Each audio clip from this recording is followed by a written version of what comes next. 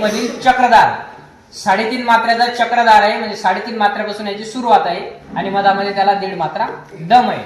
तर ज्यावेळेस गायक ठाईची चाल म्हणतो तर त्यावेळेस सुरुवातीच्या आवर्तनाला आपण याला वाजू शकतो. तर कोणत्या पद्धतीचा आहे बघा.